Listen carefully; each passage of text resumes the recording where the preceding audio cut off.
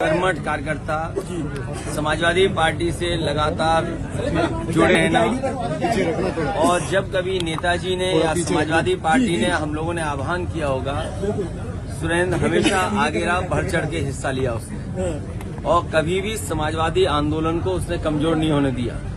Samajwadi party को मजबूत करने के लिए जो कुछ हो सकता था, अपने संसाधन जुटाना, अपने साथियों के साथ मेहनत करना, लगातार समाजवादी पार्टी को आगे बढ़ाने का काम कर रहा है। आज हमारे बीच में नहीं है, बहुत दुखद है। मैं उनके परिवार के सदस्यों से मिला हूं, उनके साथियों से मिला हूं। हर साथी बहुत ही दुखी है। मैं उनके परिवार से मिलने आया था, उनका दुख बांटने आया। दुर्भाग्य है कि हमारा पिछड़ों का हक छीना जा रहा है, और ये केवल पिछड़ों का हक नहीं छीना जा रहा है। भारतीय जनता पार्टी सत्ता में रही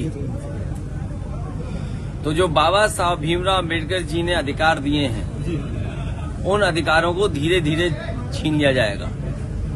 अभी कुछ चीजें दिखाई दे रही हैं और कुछ चीजें नहीं दिखाई दे रही हैं। भारतीय जनता पार्टी हमेशा आरक्षण विरोधी काम किए उसने। भारतीय जनता पार्टी आरक्षण विरोधी है, पिछड़ा विरोधी है, दलित विरोधी है।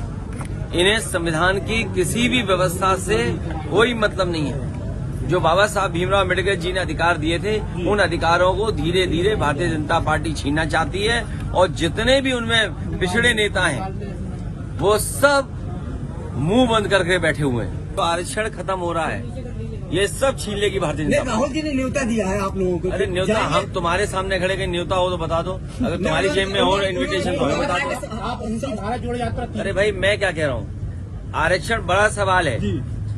अरे भारत जोड़ो अपनी जगह है, आंदोलन हम उनके आह्वान से भावनात्मक हमारा जुड़ाव है, लेकिन हमें कोई इन्विटेशन नहीं मिला है।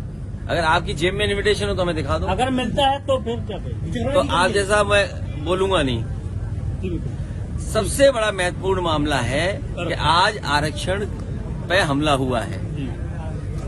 सरकार जानबूझ करके पिछड़ों को आरक्षण नहीं देना चाहती थी, वो सामने आ गया। अभी तक तो हम लोग नौकरी के लिए चिल्ला रहे थे कि नौकरियों में आरक्षण छीना जा रहा है। बाबा साहब भीमराव अम्बेडकर जी का जो सपना था, उस सपने को तोड़ रहे हैं। सब प्राइवेट कर रहे थे, कंपनियां एक एक करके बेच रहे थे। अगर सब सरकारी कंपनियां बिक जाएंगी, नौकरियां नहीं निकलेंगी, तो अंतर्गत आरक्षण खत्म। तो और यहाँ तो दिखाई दे गया, जो आरक्षण मिलना चाहिए था, अगर सरकार सही तरीके से पैरवी करती, सरकार सही तरीके से पक्ष रखती, तो आज पिछड़ों को आरक्षण मिलता। और जनगणना की बात कोई पहली नहीं हुई, ये बात आप याद कीजिए। जिस समय जाति जनगणना की बात हुई, समाजवादी पार्टी इस पक्ष में रही कि सभी जातियों की जनगणना की जाए, लेकिन आखिरकार भारतीय जनता पार्टी को कौन रोकता है कि जनगणना न करे? अगर सरकार सही तरीके से पैरवी करती, सरकार सही तरीके से पक्ष रखती, तो आज पिछड़ों को आरक्षण मिलता। और जनगणना की बात कोई पहली नहीं हुई, ये बात आप याद कीजिए। जिस समय जाति जनगणना की बात हुई, समाजवादी पार्टी इस पक्ष में रही कि सभी जातियों की जनगणना की जाए, लेकिन आखिरकार भारतीय जनता पार्टी को कौन रोकता है कि जनगणना न करे? क्योंकि जनगणना करने से हर जाति को अपनी आबादी की जानकारी हो जाएगी। भारतीय जनता पार्टी कभी नहीं चाहेगी कि हर व्यक्ति अपने जाति के हिसाब से जानकारी कर ले कि वो आबादी में किस संख्या में है। वो मेरी जानकारी में नहीं आया है, और वो जानकारी में नहीं है, इसलिए मैं कुछ कह नहीं सकता। Okay, thank you. चुनाव में कितनी मजबूती के साथ सभा खड़ी होगी? अरे पहले आरक्षण बचाओ, फिर चुनाव लड़ो। हाँ, पहले आरक्षण बचाओ, और आरक्षण बचाने के लिए अगर समाजवादी पार्टी को सुप्रीम कोर्ट भी जाना पड़ेगा। हमारे पिछड़े जो संगठन के लोगों ने अगर आरक्षण बचाने के लिए सुप्रीम कोर्ट जाना पड़ेगा, तो हमारी पार्टी के लोग जाएंगे।